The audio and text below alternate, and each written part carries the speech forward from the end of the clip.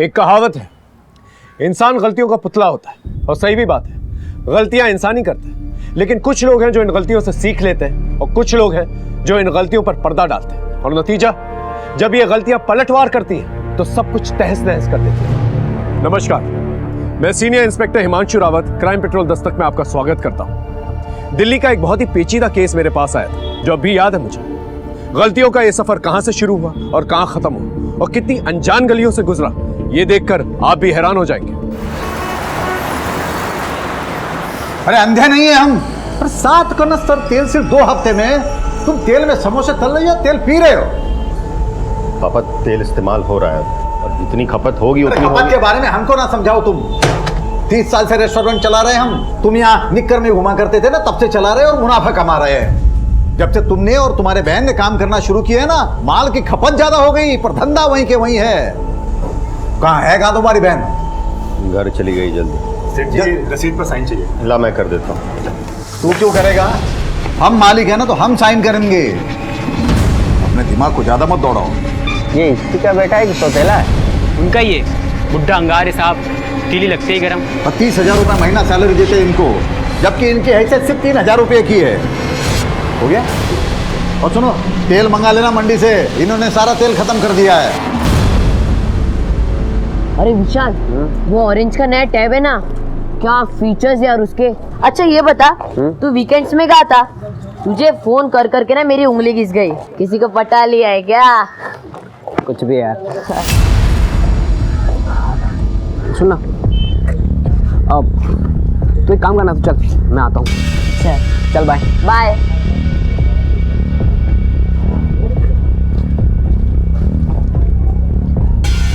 क्या बेटा हीरो, खुद को बहुत बड़ा स्मार्ट समझ रहा है क्या? 6 इंस्टॉलमेंट बकाया है तेरी। वो मैं देता हूँ ना, कुछ अरेंजमेंट कर रहा हूँ। ए हीरो, सीधे पैसे दे दे, नहीं तो लटका देंगे।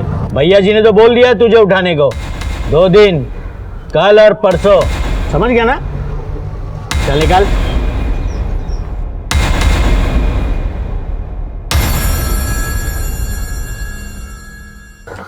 दद्दू, मुझे आपसे कुछ बात करनी है। 1 मिनट, वो हो जाएगा, मैं कर दूंगा। जाओ बोल। दद्दू, मुझे कुछ पैसे चाहिए। पैसे? लो ना, ये लो, ये लो।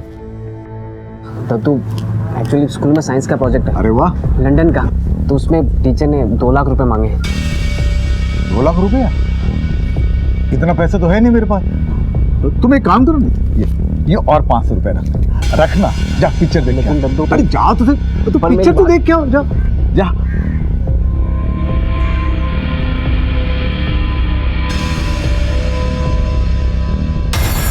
रस्तों की तुम बाप नहीं हो हमारे, जो तुम्हारा कहना मान ले। अरे शर्मा जी, ये मैं थोड़ी ना कह रहा हूँ, ये हाउसिंग सोसाइटी वाले कह रहे हैं। पिछले 3 साल से आपके यहाँ का इंतजार कर रहे हैं। अब देखिए बेहतर अच्छा है, आपकी वजह से काम रुका पड़ा हुआ है। ये कंसर्न लेटर पर साइन कर दीजिए ताकि आगे का काम आगे बढ़ सके। तो बढ़िया ना, बिल्कुल आगे बढ़िए। अरे रस्तोगी जी, आप तो बिल्डर के खास आदमी हो, आपको तो बड़ा एरिया मिलेगा। और हमारे घर तुड़वा के यहाँ पे जो बिल्डिंग बनेगी, वो एक ही बिल्डिंग में सारे छोटे छोटे फ्लैट में हमको घुसा दिया जाएगा, और जो मलाई है वो खुद हड़प लोगे। देखिए, धंधा हम भी अच्छे से जानते हैं, पहले भी कई बार बोल चुके हैं, आज फिर एक बार बोलते हैं। इस सोसाइटी में हमारे 2 घर हैं, एक हमारा, एक मनीष का। तो ये मकान तोड़वा के जो बिल्डिंग बनेगी, उसमें हमें 3 फ्लैट मिलने चाहिए। एक हमारा, एक हमारे बेटे मनीष का, और एक हमारे पोते के नाम, क्योंकि दादा की प्रॉपर्टी में पोते का भी उतना ही हक होता है। शर्मा जी, ये इम्पॉसिबल है। तो हमारी साइन भी इम्पॉसिबल है। जाओ। बहुत हो गया मनोहर साहब, रस्तोगी जी का ऑफर बहुत अच्छा है सबके लिए, मान जाइए वरना कोर्ट जाना पड़ेगा। तो जाओ ना। अरे धमकी किसे दे रहे हो? जाओ। अरे पापा मान जाइए ना। चुप कर रहे। तू क्या जानता है दुनियादारी क्या होती है? कहाँ साइन करना है? यही है ना, इसी पे साइन करवाना है ना। ये लो, हो गई साइन। हाँ, मकान दे रहे हैं हमें।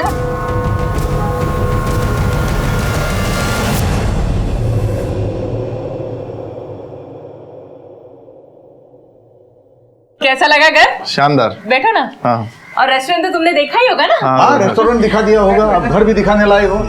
अच्छा है। पापा, ये विकास है, मैंने बताया था ना। हाँ, तो तुम शादी करना चाहते हो इससे? जी। उम्र क्या है तुम्हारी? 26। और इसने कितनी बताई अपनी? 27 बताइए पापा। 34 की है ये, तुमसे 8 साल बड़ी है। करते क्या हो? शॉप है। तुमको पूछा है? देखो बात ऐसी है भाई, ना तो शादी का कोई खर्चा मिलेगा ना दहेज मिलेगा। और ये जो रेस्टोरेंट की बात बता रही थी अभी, वो तो जब तक हम जिंदा है उसमें से एक भी ढेला ना तो इसे मिलने वाला है ना तो इसके भाई को मिलने वाला है। ये दोनों हमारे पास सैलरी पे है। पापा आप क्या कह रहे हैं? चुप कर। हम जानते हैं ऐसे मुखोरों को, ये तुमसे नहीं हमारे दौलत से रिश्ता जोड़ना चाहते हैं। तो तुमने मुझे मेरी बेइज्जती करने के लिए बुलाया यहाँ? कैसी बेइज्जती? बेइज्जती उसकी होती है जिसकी कोई इज्जत हो। औकात क्या है तुम्हारी? निकलो यहाँ से, निकलो। विकास, विकास सुनो ना, विकास, विकास। पापा नहीं, दुश्मन है आप। इसके पहले भी 9 रिश्ते आप रिजेक्ट करवा चुके हैं। 34 की हो गई हूँ मैं। पूरी जिंदगी बर्बाद करती मेरी। किसी की जिंदगी हम बर्बाद नहीं कर रहे हैं। आदमियों को पहचानने के मामले में तुम तो बिल्कुल जीरो जीरो।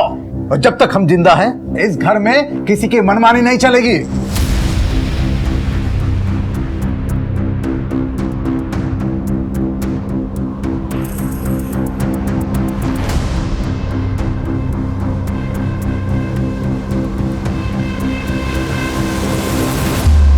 हाँ सही कहा तुमने, अब कोई रास्ता बचा ही नहीं है।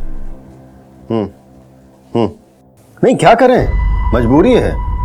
नहीं तुम वही करो जो तुम कह रहे थे। हाँ ठीक है।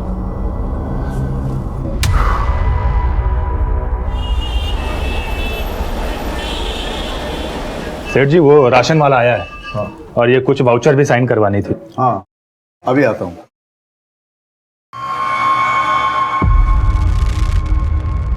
शुभम। जी सेठ जी। ये लो। हाँ ये लीजिए।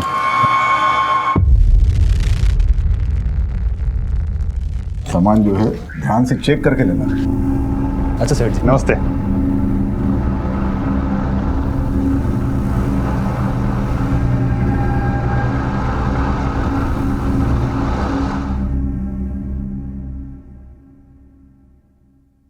₹1000 चाहिए था हमें। 1000 रुपये किस लिए? पिछले हफ्ते तुमने 2000 रुपये लिए थे। अब देते हैं कि हम जाएं, कल से आएंगे नहीं। और फिर पता है ना उसके बाद क्या होगा, ना सुनने की आदत नहीं है। कोई पैसा नहीं मिलेगा, तुमको जो करना है कर लो, जाओ। ठीक है, अब देखिए हम क्या करते हैं। अरे ये क्या कर रहे हैं आप? दो ना उसे पैसे। कुर्सी यहाँ। अरे क्या छोटी छोटी बातों में नाराज हो जाती है। पैसे 1000 रुपये चाहिए ना, ये लो तुम्हारे 1000 रुपये। रोटी और भाजी हमने बना दी है, बर्तन हम कल धोएंगे। और हाँ, रविवार को हम नहीं आ रहे।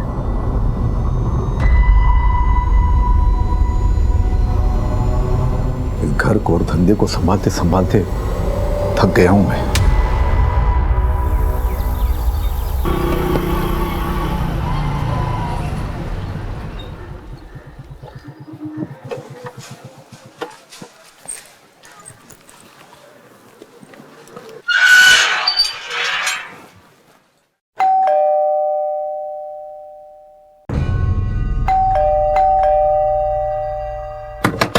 सेठ जी दरवाजा खोलिए।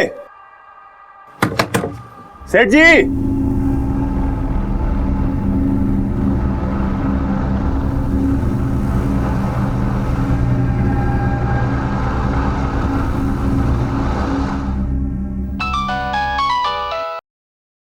हाँ बोल शुभम। हाँ मनीष भैया, अरे वो हम सेठ जी को लेने के लिए आए थे, लेकिन कब से डोरबेल दबा रहे हैं, कोई दरवाजा ही नहीं खोल रहा है। क्या? अरे बहुत देर से ट्राई कर रहे हैं, कोई रिस्पॉन्स ही नहीं आ रहा है। आप जल्दी आइए यार, हमको बहुत टेंशन हो रहा है। अच्छा मैं चाबी लेकर आता हूँ अभी। हाँ रुकना वहीं पर। हाँ अरे त्रिखा, लेकिन अभी अरे अभी तक नहीं खुला भैया, देखिए अभी तक नहीं खोला। चलो चलो चाबी लाओ। कब से डोरबेल दबा रहे हैं हम। हाँ आ जाओ आ जाओ। पापा पापा, पापा। सेठ जी। Mummy mummy, mummy. सेठ जी दीदी।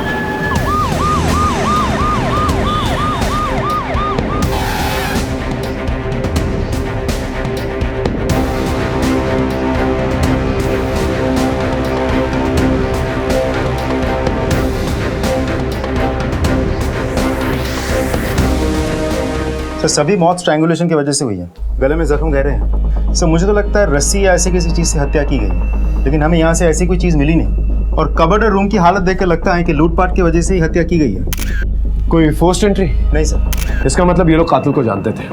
कातिल के लिए दरवाजा खोला, कातिल अंदर आया, इनको मार के फरार हो गए। 3 हत्याएं हुई। सभी थानों को अलर्ट करो और पता करो कोई लूट मार वाला गैंग सक्रिय तो नहीं हो। सर घर में ज्यादा पैसे नहीं रहते थे। रेस्टोरेंट की कमाई हर तीसरे दिन पापा बैंक में जमा करवा देते थे। तो सर मम्मी के जेवर भी ज्यादातर लॉकर में ही रहते थे बैंक के। आप लोग किधर रहते हैं? सर मैं और मेरी फैमिली यहीं कॉलोनी में आगे रहते हैं। कल मैं आया था पापा से मिलने। क्यों? रोज ही आता हूँ सर गुड नाइट कहने। क्या बातचीत हुई थी कल? दरअसल मेरी बहन निधि अपनी शादी को लेकर बहुत परेशान थी सर। 34 साल की हो गई थी। जब पापा उसके लिए लड़का ढूंढ रहे थे तब उसने मना कर दिया और वो खुद अपने लिए लड़का ढूंढ रही थी। पापा बता रहे थे कि कल उसने किसी लड़के को बुलाया था, पर क्योंकि उसकी उम्र कम थी पापा को पसंद नहीं आया तो पापा ने उसे बेइज्जत करके भेज दिया। क्या नाम था उसका? मालूम नहीं। आप? ये मेरी वाइफ। जी क्या नाम है आपका? जी मेरा नाम त्रिखा है। घर में और कौन कौन? जी मेरा बेटा विशाल है जो अभी स्कूल गया हुआ। घर में कोई नौकर चाकर है? जी हाँ, मेरी नौकरानी है, तुलसी नाम है उसका। रात में वो यहीं रहती है? जी नहीं, काम कर कर चली जाती है अपने घर। रोज सुबह 8 बजे आ जाती है, पता नहीं आज कहाँ रह गई। कोई फोन भी नहीं आया उसका। साहब मैं कल रात को सेठ जी को मिला था। रोज आता हूँ वो वाउचर पे दस्तखत लेने के लिए। रात सुबह क्यों आए? सुबह सेठ जी को मैं रेस्टोरेंट लेने के लिए आता हूँ। रेस्टोरेंट में किसी से कोई दुश्मनी? नहीं सर ऐसा कुछ नहीं है। कल रात कितनी देर तक थे तुम यहाँ? साहब मैं तो बस वाउचर्स में साइन करा के निकल गया था। सर मुझे तो ये डकैती या हत्या का मामला लग रहा है।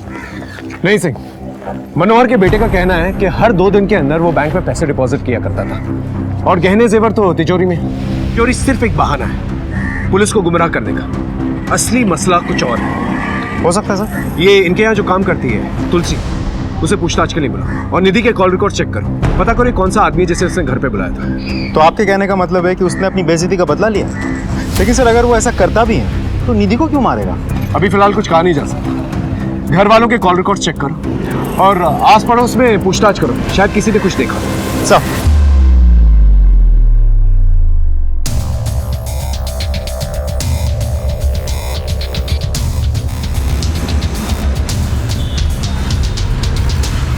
और सुनो, तुलसी का घर कौन सा है? सर वो रहा। सर उसके घर पर तो डाला है, इसके बाजू में उसकी बहन चमेली का घर है, उनसे पूछ लेना सर। साहब तुलसी बहन है मेरी। मनोहर साहब के यहाँ काम छोड़ने बोल रही थी। क्यों? क्या मालूम साहब क्या हुआ है वहाँ पे। जब भी वो बोलती थी काम छोड़ने के लिए मनोहर साहब उसकी तनख्वाह बढ़ा देते हैं। अच्छी तुलसी और कहाँ कहाँ काम करती है? बस मनोहर साहब और उनके बेटे मनीष के यहाँ काम करती थी। मनीष? अरे साहब मालूम नहीं कैसे हर महीने तनख्वाह बढ़ती थी तुलसी की मनोहर जी के घर पे। हर महीने? कहीं मनोहर जी का कोई चक्कर तो नहीं था तुलसी के साथ? इस तरह से अचानक उसका गायब हो जाना कोई बड़ी वजह तो जरूर होगी। इस तुलसी के बारे में जल्द से जल्द पता लगा और फैमिली से पूछताछ करो, शायद कुछ पता चले। सब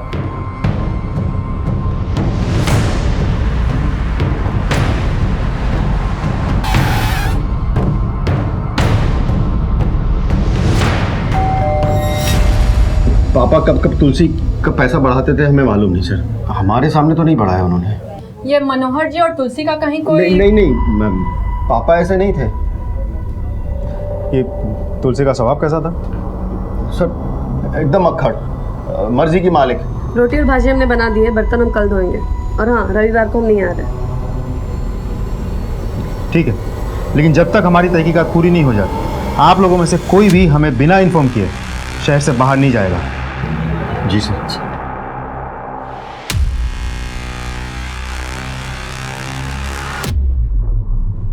इस तुलसी का कोई तो चक्कर है। इस औरत का कुछ पता चला? सर कांस्टेबल किशोर ने इन्फॉर्मेशन निकाली। तुलसी को किसी ने मेरठ के बस पर चढ़ते हुए देखा है। मेरठ पुलिस को इन्फॉर्म करो। मुझे लग रहा है मनोहर और इस औरत का कोई तो चक्कर है, या फिर सीधे सीधे मार के चली गई और तिजोरी में जो मिला वो लेकर चली गई। लेकिन सर 3 लोगों का गला, वो भी एक औरत नहीं। जवान औरत कर सकती, या फिर किसी की मदद ली, कुछ भी पॉसिबल। जी सर। इस मनोहर शर्मा का बैंक अकाउंट किस बैंक में ये पता लगा। स्टेटमेंट निकालो। देखें तो सही कि हर 2 दिन में ये बैंक में पैसे डालता भी था या फिर बात कुछ और है।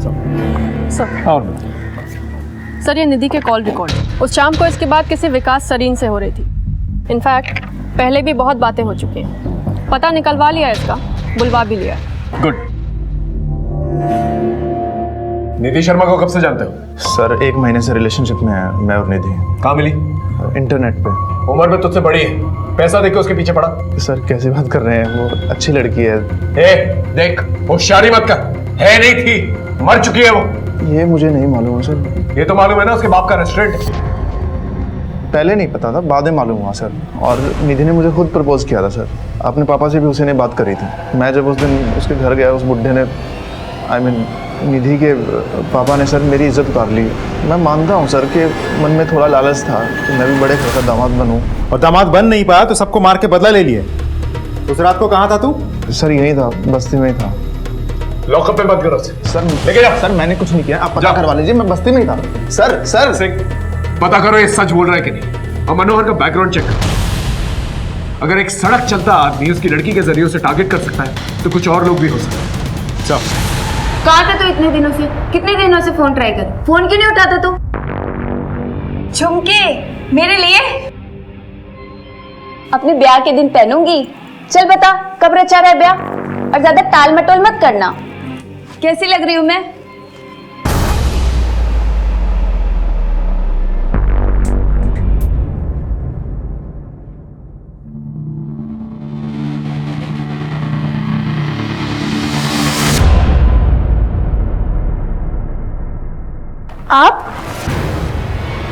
आप इतनी रात को कहाँ से आ रहे हैं? अब मैं पुलिस स्टेशन गया था। क्या हुआ? ऐसे ही कुछ पूछताछ करनी थी। सोचा तुम रात हो तो फिर टेंशन मत लो, सोचो।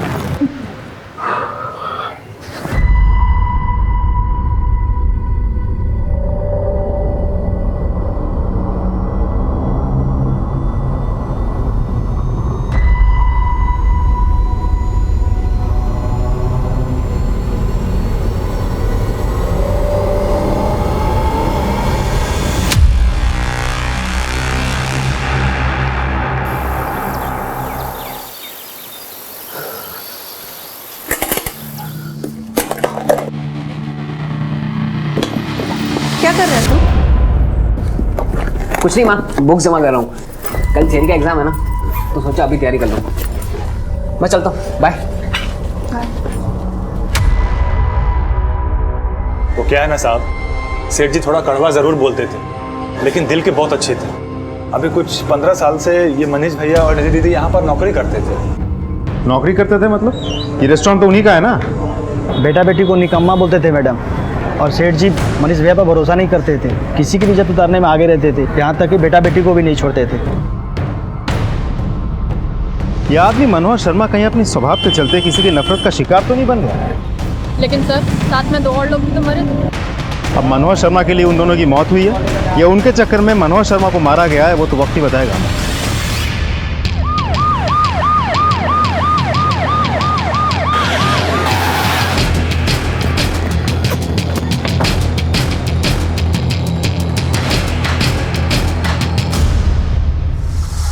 ये देखिए, बहुत ही बेरहमी से गला दबाया गया है। लेकिन सर इतनी बेरहमी से कान क्यों काटे होंगे? हो सकता है कान के जेवर निकालने के लिए। सर ये फोन मिला है, लगता है इस लड़की का है। इस नंबर को CDR में भेजो, सारे डिटेल्स निकालो। अब फॉरेंसिक टीम को बोलो, लाश को पोस्टमार्टम के लिए भेजो। जी सर। हाँ साहब, यहाँ का सेक्रेटरी मैं ही हूँ। डेवलपर का खास आदमी है भुवन रस्तोगी। 3 साल से मनोहर साहब के पीछे पड़ा है कंसेंट पेपर पे साइन कराने के लिए। रस्तोगी बोल रहा था अब तो बुढ़े के मरने के बाद ही कुछ हो पाएगा। क्या है ना कि करोड़ों अटका हुआ है डेवलपर का। अच्छा एक बात बताइए, अब जब मनोहर जी नहीं रहे, उनकी डेथ हो गई, तो पेपर पे साइन कौन करेगा? कौन करेगा? बेटा बेटी। और सॉरी, बेटी तो मर चुकी है, मनीष ही करेगा। उसको तैयार भी कर लिया है रस्तोगी ने। सर, रिंग जा रही है, रस्तोगी फोन नहीं उठा रहा है, लगता है फरार हो गया सर। मुझे तो लगता है सारा खेल फायदे नुकसान का है। फायदे और नुकसान का? Of course. घर पे बाप का कंट्रोल, रेस्टोरेंट पे बाप का कंट्रोल, रीडेवलपमेंट बाप की वजह से रुका हुआ। मनोहर की मौत से मनीष, रस्तोगी, तुलसी और ना जाने कितने लोगों को फायदा हो सकता है। तो फिर बहन क्यों मारी गई सर? देखा जाए तो सबसे ज्यादा फायदा मनीष ही को है, क्योंकि कोई अब हिस्सेदार ही नहीं। एक काम करो, ये सारे घर वालों के कॉल रिकॉर्ड चेक करो, इनके मूवमेंट्स पर नजर रखो। इस परिवार से जुड़े हर एक इंसान की पूरी कहानी चाहिए मुझे। सर। हाँ कमेंट। सर, ये मनोहर के बैंक अकाउंट के डिटेल्स। इस अकाउंट में पिछले एक हफ्ते में कोई भी पैसा डिपॉजिट नहीं हुआ है सर, लेकिन हाँ, मनोहर की बीवी के जेवर लॉकर में मौजूद है। हो सकता है मनीष को इस बात का पता ना हो, या फिर पैसों को लेके हमसे कुछ छुपा रहा हो। Sir, by the way, Manish का भी एक सेविंग अकाउंट इस बैंक में है। उसके अकाउंट के ट्रांजैक्शन पर नजर रखो। मुझे पूरा अंदेशा है कोई ना कोई हरकत जरूर होगी।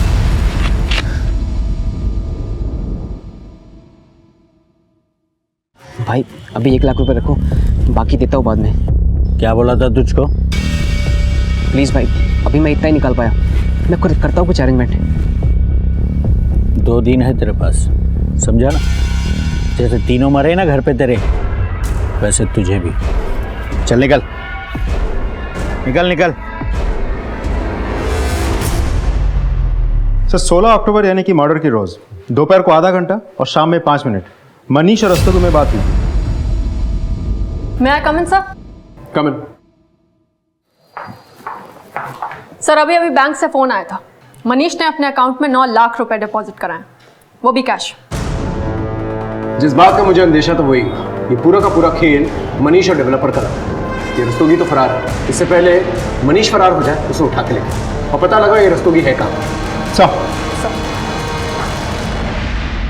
एक घर में 3 लोगों की एक साथ हत्या हो गई। इस घर में मरे हुए लोगों से सबको बैर था, हर कोई रंजिश पाल रहा था, लालच को पनाह दे रहा था। इनके रिश्तों में ही दस्तक थी, कोई भी कभी भी किसी को भी नुकसान पहुंचा सकता था। अरे सर, मेरी रस्तोगी के साथ कोई प्लानिंग, कोई सेटिंग नहीं थी। मैं क्यों मारूंगा अपने पापा को, मम्मी को और बहन को? तो फिर इतने सारे पैसे आए कहां से? 9 लाख रुपए थे ना? नहीं सर, 10 लाख रुपए थे। 1 लाख रुपए कहां गए?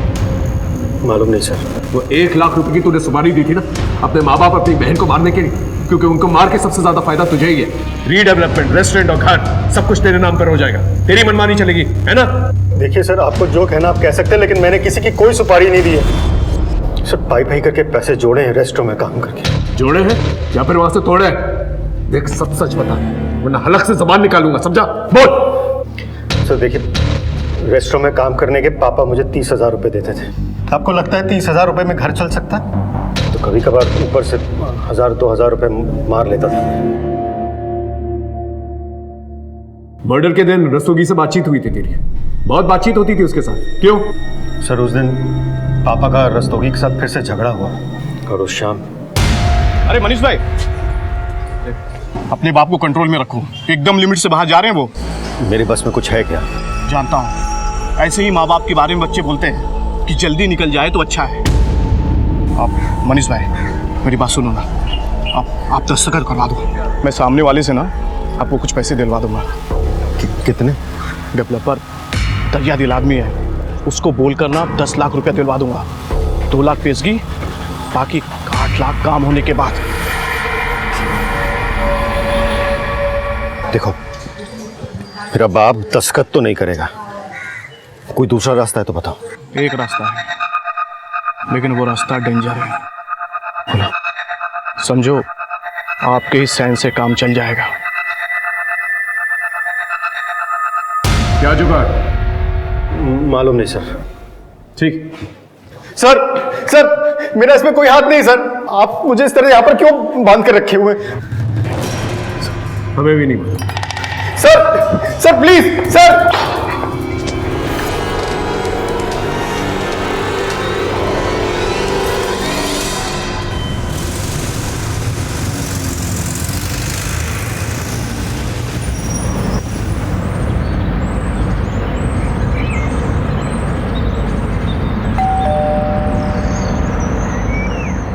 क्या काम है?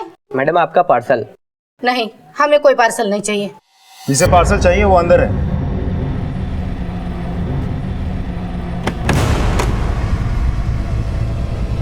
वो मिला, वो वाला रूम देखो।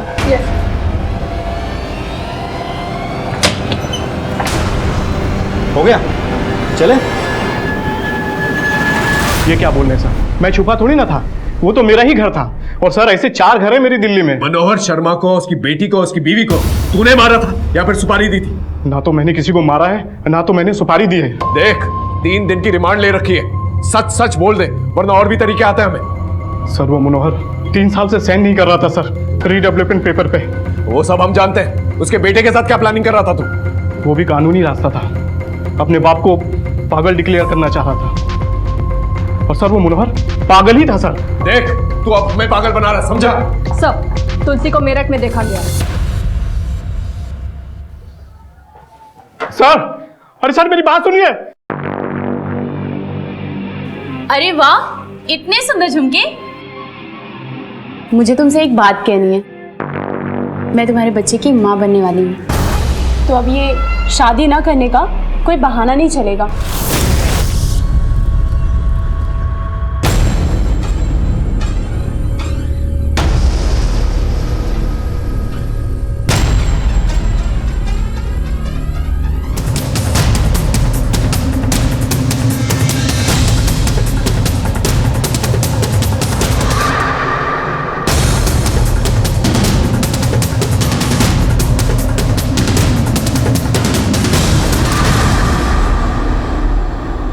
साहब हम डर गए थे साहब। उस घर के लोग सब एक दूसरे के पीछे ही पड़े रहते थे, हम पे भी शक कर रहे थे साहब। हमारा तो झगड़ा भी हुआ था मनोहर साहब से, इसीलिए भागे थे साहब हम। झगड़ा क्यों? सब वो है ना मनोहर साहब, वो सबसे झगड़ते थे साहब। फिर काम क्यों करती थी वहां? पति की तनख्वाह क्यों बढ़ाता था? क्या तू बढ़वाती? क्या चक्कर था? मैंने पूछा चक्कर क्या है? बोलेगी या इनसे बुलवाओ? बोल। सब कुछ चक्कर नहीं था हमारा, उस घर में हमारी इज्जत लुटाई गई थी।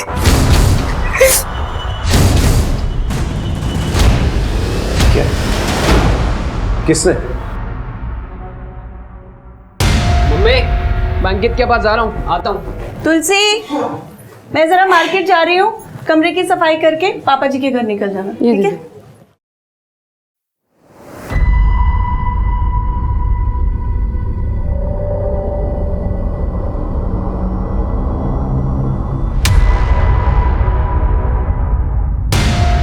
ये बात मैंने पापा जी को बता दी। तू मेरी औलाद है या पिछले जन्म का दुश्मन? ये औरत अगर बाहर चली गई, बात बाहर फैली तो इज्जत किसकी उछलेगी? हमारी, क्योंकि तेरी तो कोई इज्जत है ही नहीं रे। बस आप इस बात को यही रफा दफा कर दो। ऐसे कैसे इस बात को यही रफा दफा कर दे पापा जी? इज्जत तो हमारी लुटी गई है यहाँ पे, इंसाफ अब आपको दिलाना होगा। तुलसी, मेरी बात सुनो आप। नहीं पापा जी। एक बार सुन तो लो, नहीं समझ में आया तो जो तुमको करना है वो करना। आओ आओ तो सही, मैं समझाता हूँ। आओ। देख तुलसी, हम मानते हैं कि तुम्हारे साथ जो भी हुआ है गलत हुआ है। तो तुलसी, ये मर्द जो है ना कुत्ता होता है, बिल्कुल कुत्ता। मारा उसको, तुम्हारे सामने थप्पड़ मार दिए। तुलसी ये रखो, ये कुछ पैसे रखो, तुम्हें हमारी कसम है, पकड़ो पकड़ो, और देंगे हम। तुम चाहोगी उतना, पर आज के बाद तुम हमारे घर काम करोगी, पर कहीं और काम नहीं करना है। मुंह है तो बात कहीं ना कहीं कभी ना कभी मुंह से निकल जाती है ना, लेकिन अगर ये बात बाहर किसी को मालूम पड़ी तो मनीष का तो जो होना है वो होगा ही, पर तुम्हारी इज्जत भी जाएगी। तुम्हारे साथ जो हुआ वो अपराध था, तुमने पुलिस में कंप्लेन क्यों नहीं की? सब हमें अपनी बात में फंसा लिया था पापा जी ने, अपनी इज्जत की दुआई देके। तुम्हें क्या लगता है ये मनीष ने अपने माँ बाप और अपनी बहन को मारा है? पता नहीं साहब, उस घर में सब एक जैसे हैं, बच्चा हो या बड़ा। मतलब? वो मनीष का बेटा विशाल, पापा जी सबसे ज्यादा उसे ही मानते थे, और वो पापा जी से हमेशा पैसे मांगते रहता था, और पापा जी उस पे हजारों लुटाते थे साहब। इतने पैसों को करता क्या था? पता नहीं साहब, स्कूल में है मगर बड़ों वाली सारी बुरी हरकतें हैं उसमें, और 1 नंबर का बिगड़ैल है सर। और एक बार तो साहब से उसने 2 लाख रुपए मांगे। टीचर ने 2 लाख रुपए मांगे। उर्मिला, इनका स्टेटमेंट लो और इस मनीष के खिलाफ रेप का केस दर्ज करो। सर मुझे समझ में नहीं आ रहा इतने कम उम्र के लड़कों को इतने पैसों की क्या ज़रूरत आन पड़ी। ड्रग्स वग्स का तो कोई चक्कर नहीं है सर। कहीं ऐसा तो नहीं कि विशाल ने अपने दादाजी से पैसे मांगे हो, दादाजी ने पैसे देने से इनकार कर दिया तो उसने दादाजी को मार दिया। ये बात तो विशाल ही बेहतर बता सकता। उसे उठवाओ। सर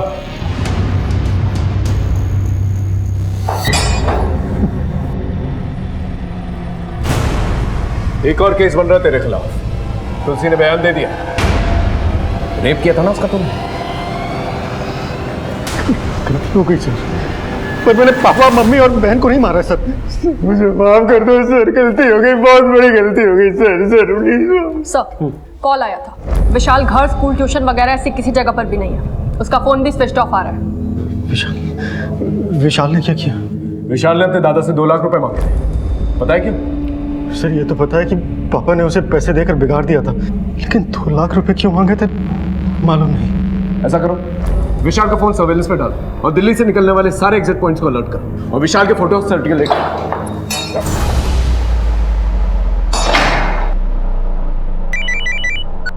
हाँ सिंह बोलो।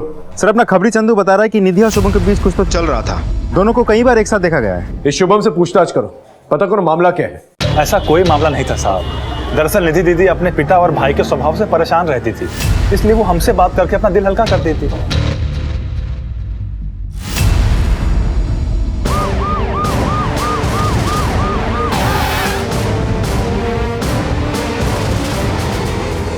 सर ये आई कार्ड मिला है। Suman Pandey, nurse, city hospital. Modus operandi तो सेम है और इसके कान भी काटे गए हैं। इस घर में और कौन रहता है? नहीं साहब, ये अकेली रहती थी। यहाँ कोई आता जाता था? नहीं साहब, ये बस अपने काम से काम रखती थी। इसका मोबाइल नंबर है तुम्हारे पास? हाँ है ना सर। मोबाइल नंबर लो और कॉल रिकॉर्ड निकालो।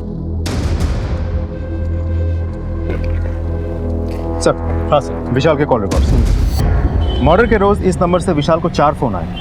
कॉलर का नाम कोई प्रभात लाल है। गणेश नगर का एड्रेस तो दिया हुआ है लेकिन वहाँ कोई है नहीं। सर ये विशाल शर्मा अक्सर मीरठ आता जाता रहता है। ये देखिए सर, ये सारे कॉल्स मीरठ से हुए हैं और सबकी लोकेशन हर हफ्ते 1 से 2 रोज मीरठ की रही है। सर ये विशाल शर्मा अक्सर मीरठ आता जाता रहता है। ये देखिए सर, ये सारे कॉल्स मीरठ से हुए हैं और सबकी लोकेशन हर हफ्ते 1 से 2 रोज मीरठ की रही है।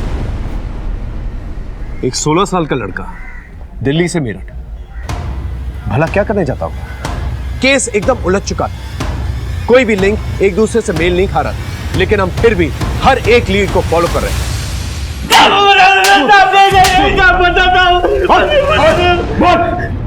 साहब वो मैं विशाल को लड़कियां सप्लाई करता था साहब। लड़कियां? कब से? साल भर से। यहाँ दिल्ली में? नहीं साहब, विशाल हफ्ते के हफ्ते मेरठ ही आता था साहब।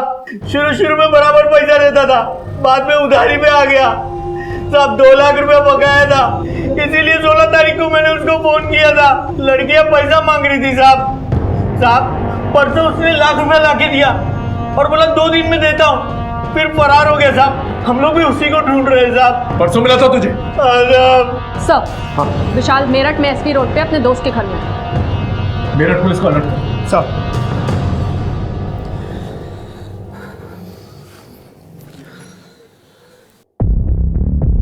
अरे विशाल, अरे इतना टेंशन में क्यों यार? हर बार आता है मस्त रहता है, इस बार क्या हुआ तुझे?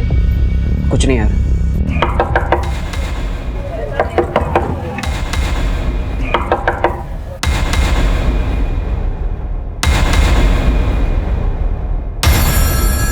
क्या हुआ सर?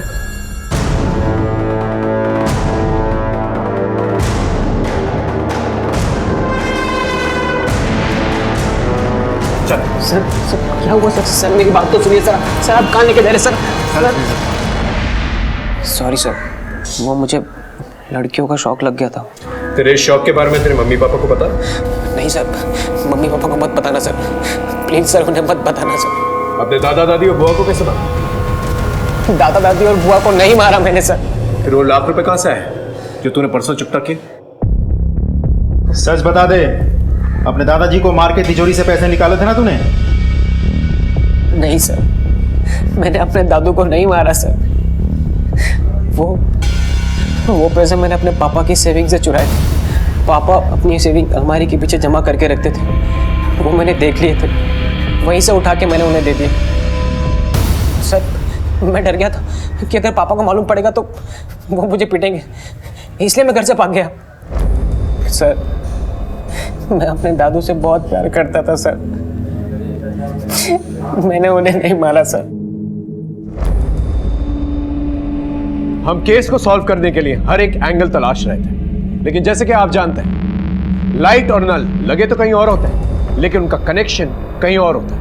उसी तरह से इस केस का कनेक्शन कहीं और था। मेरठ थाने से हमें कई अहम सुराग मिले थे। रावत जी, पिछले 2 साल में मेरठ में 5 मर्डर हुए हैं और सबका मोडस ऑपरेंडी सेम ही है। सब लड़कियों का गला घोटा गया है और उसके बाद उसके कान काटे गए। आखिरी विक्टिम के कॉल रिकॉर्ड्स निकाले हैं। एक नंबर है 7021345 जो विश्वास कुमार के नाम से है। उसका मोबाइल स्विच ऑफ बता रहा है, लेकिन स्विच ऑफ करने से पहले उसने तुलसी मिश्रा को फ़ोन किया था। तुलसी मिश्रा? जी, इसका एड्रेस दिल्ली है। हमारी उससे एक बार बात भी हुई है। नहीं साहब, हम किसी विश्वास कुमार को नहीं जानते। देखो, सच सच बता दो, विश्वास पर मर्डर का केस चल रहा है। उसने तुमको फ़ोन किया था, ये रिकॉर्ड है मेरे पास। नहीं साहब, आपको कोई गलतफहमी हुई है। हम नहीं जानते किसी विश्वास कुमार को। ठीक है, अगर वो दोबारा तुमको फ़ोन करता है तो मुझे बताना। मेरा नंबर सेव करो। जी साहब, जी साहब। उसका नंबर सर्वेलेंस पे भी डाला है, लेकिन अभी तक कोई लीड नहीं मिली है। ये तुलसी मिश्रा घरों में काम करती है। ये केस के सिलसिले में हमारे यहाँ नहीं है। इस विश्वास कुमार की क्या हिस्ट्री है? पता नहीं सर, तुलसी का फोन स्विच ऑफ आ रहा है।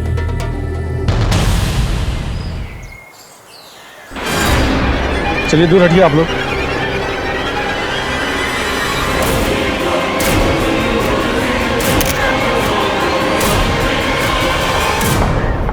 सर, हाँ। मुरादनगर में एक औरत की लाश मिली है, हाथ पे टैटू है, तुलसी मिश्रा। कहीं विशाल ही विश्वास कुमार तो नहीं है? वो भी तो मेरठ जाता था। ये विश्वास कुमार तुलसी के टच में था और अब तुलसी मर गई है। इस तुलसी के कॉल रिकॉर्ड्स दोबारा से चेक करो। वहां के मर्डर्स और यहाँ के मर्डर्स में कॉमन लिंक तुलसी है। इसी के जरिए हमें पता चल सकता है कि मनोहर, उसकी बीवी और उसकी बेटी को किसने मिला। मनोहर, उसकी फैमिली से जुड़े सभी लोगों के कॉल रिकॉर्ड्स दोबारा से चेक करो, शायद कुछ मिल जाए। अब मामला कुछ साफ होने लगा था। मेरी टीम ने दिन रात एक कर दिए थे, हर एक डिटेल को बारीकी से परखा था और अब हमारे हाथ कुछ अहम सुराग लग गए। मैं coming sir? Coming sir. Tulsi Mishra के कॉल रिकॉर्ड। तुलसी से फ्रीक्वेंटली बात सिर्फ निधि, त्रिका इसकी होती थी, और सर यही हर हफ्ते मेरठ भी जाता था। देर आए दुरुस्त है।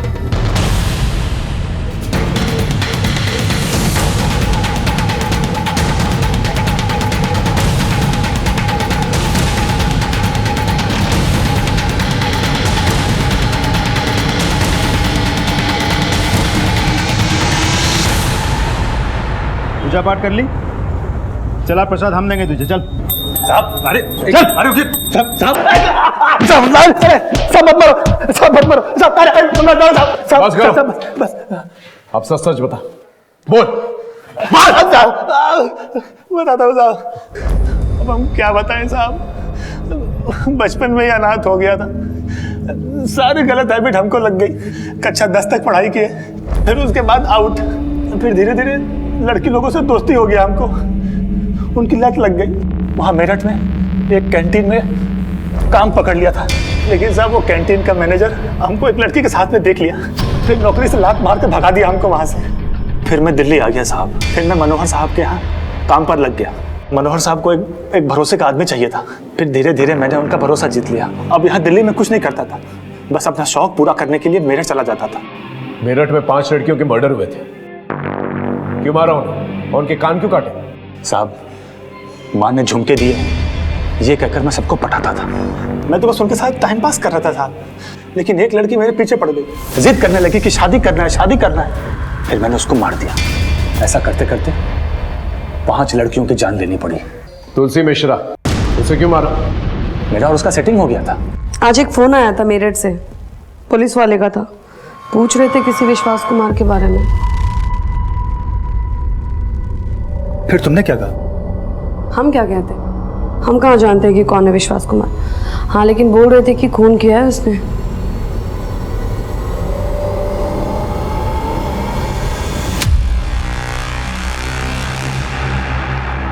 वो लोग जिस नंबर की बात कर रहे हैं वो नंबर तुम्हारा है ना? मुझे लगा ये कभी न कभी पुलिस के सामने अपना मुंह खोल देगी, लेकिन दिल्ली से खाली हाथ जाता तो कहाँ जाता। हम लोग कहीं बाहर गांव जाएंगे, शादी करेंगे, उधर मस्ती से रहेंगे। लेकिन शादी घर गृहस्थी बसाने के लिए पैसे लगते हैं। तभी तो कह रहा हूँ इस बार कुछ बड़ा हाथ मारना है। देख तुझे क्या करना है,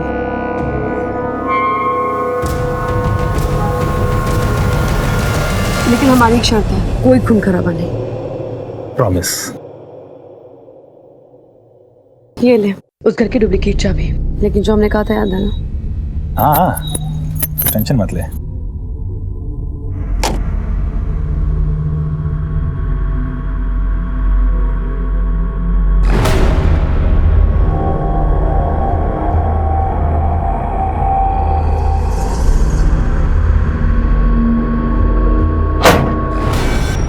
कौन है?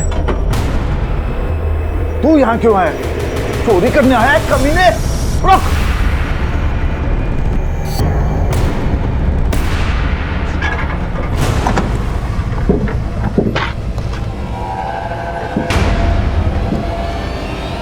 कैसे? साले बुड्ढे।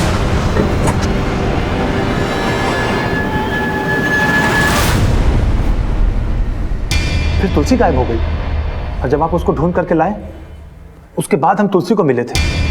तूने कहा था कि कोई खून खराबा नहीं होगा, तीनों को मार दिया तुमने। अरे बाबा वो एक्सीडेंट था, गलती से मर गए। गलती तुमसे नहीं हमसे हुई है, और अब हम सुधारेंगे अपनी गलती। हम सब बताएंगे तुम्हारे बारे में पुलिस को, तू बस देख। अब तुलसी मेरी बात सुन।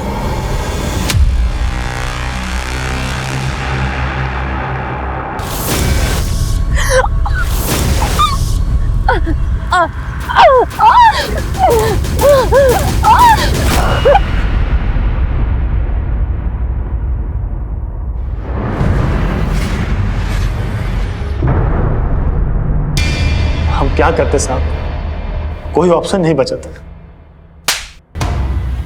हमारे पास ऑप्शन है, फांसी का फंदा। साहब साहब, देखा आपने इस केस में कितनी दस्तकें थी। मनोहर ने अपने बेटे से ज्यादा शुभम पर भरोसा किया। वो अपने पोते को हजारों रुपए देता रहा, बिना ये जाने कि उन पैसों का करता क्या है।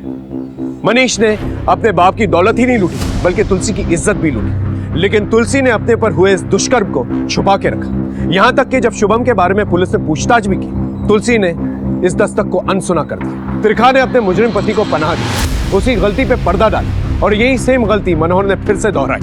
लोग गलतियों पे गलतियां करते चले गए, दस्तकें इग्नोर करते चले गए, और नतीजा आपसी रंजिश का किसी और ने फायदा उठाया। निधि और निधि की मां बेमौत मारेगी। कभी भी कोई अनजान इंसान से दोस्ती करने से पहले उसे जान लेना बहुत जरूरी है। ये गलती कभी भी जानलेवा साबित हो सकती है। फिर मिलेंगे एक नए एपिसोड के साथ। तब तक देखते रहिए क्राइम पेट्रोल दस्तक। मकसद बताना नहीं, बचाना है।